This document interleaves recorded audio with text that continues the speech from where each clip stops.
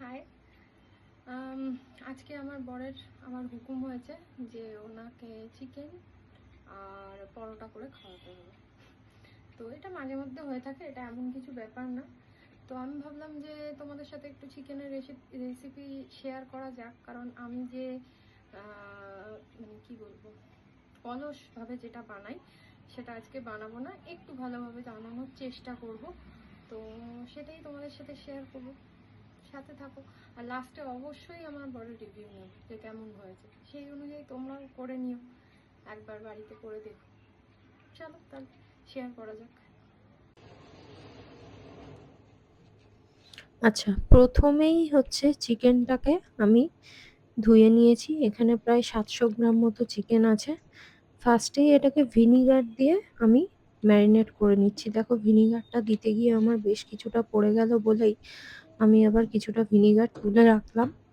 ১ চামচ ভিনিগার দিলেই হয়ে যাবে। ৭০০ গ্রাম চিকেনে ১ চামচ ভিনিগার দিলে যথেষ্ট। এবং তারপর দিয়ে দিচ্ছি আমুলের বেশ কিছুটা ফ্রেশ ক্রিম।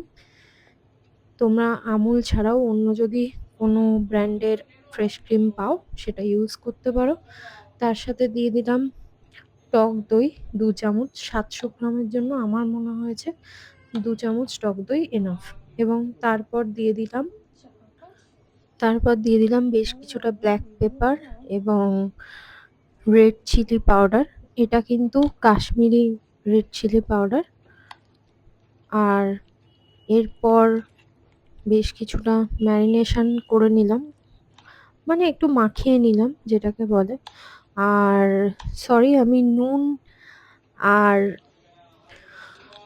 নুন আর আদা রসুনের পেস্টটা দিতে ভুলে গিয়েছিলাম, তাই জন্য এখন দিয়ে নিলাম। নুন আর আদা রসুনের পেস্ট ১ চামচ করেই দিয়েছি। দিয়ে বেশ কিছুক্ষণ ম্যারিনেশন করতে দিলাম এবং তার পাশাপাশি কড়াইয়ে একটা চলো মশলা রেডি করে নিই। ফার্স্টেই দেখতেই পাচ্ছ কড়াইয়ে সাদা তেল দিয়ে নিয়েছি। তার সাথে দেব কিছু শুকনো লঙ্কা এবং বেশ কিছু কাটা সবজি, যেটার মধ্যে আছে পেঁয়াজ, টমেটো এবং তোমরা যদি ঝাল খেতে কেউ পছন্দ করো তাহলে কাঁচা লঙ্কাও দিতে পারো। আমার বর ঝাল খেতে পারে না, তাই জন্য আমি কাঁচা লঙ্কাটা দিইনি, শুকনো লঙ্কাটাই দিলাম। দিয়ে বেশ কিছুক্ষণ নাড়াচাড়া করে লাল লাল করে ভেজে নিতে হবে। একটু নুন চাইলে তোমরা অ্যাড করতেই পারো। এবং তার সাথে আমি দিয়ে দিলাম ৫-৬টা মতো কাজু। কাজুটা দিয়েও নাড়াচাড়া করে একটু লাল লাল করে ভেজে নিলাম। এবং ভেজে নিয়ে ওই মশলাটা আমি কিন্তু বেটে নেব। আর তারপর কড়াইয়ে দিয়ে দেব একটুখানি মাখন। মাখনটাকে ভালো করে গলতে দিলাম। মাখনটা এখন গলে গেছে এবং তারপর দিয়ে দিলাম গোটা গরম মশলা।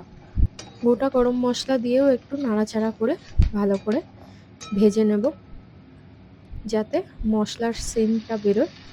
এবং তারপর ওই যে পেস্টটা আমি রেডি করেছিলাম টমেটো, কাজু এবং পেঁয়াজের, সেই পেস্টটা কড়ায় দিয়ে দিলাম। এই সময় তোমরা কিন্তু গ্যাসটাকে একদম সিম করে রাখবে।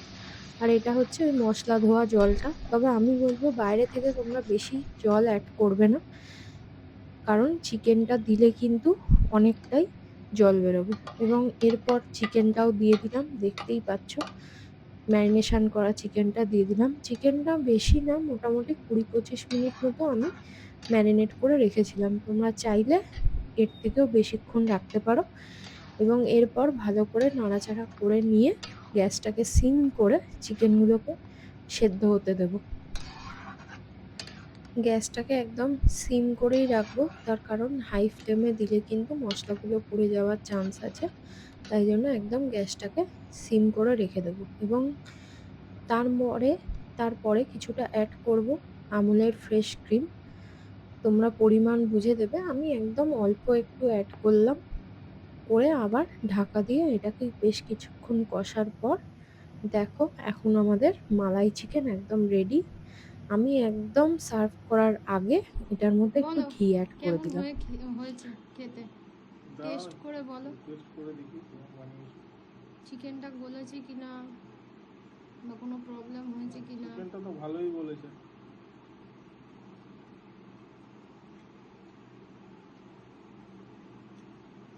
খারাপ না।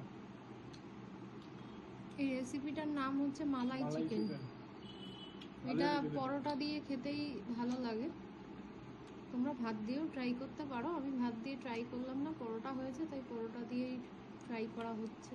পরোটা দিয়ে একটু দেখে ট্রাই করে। খেয়ে দেখো, ভালো। ভালো হয়েছে।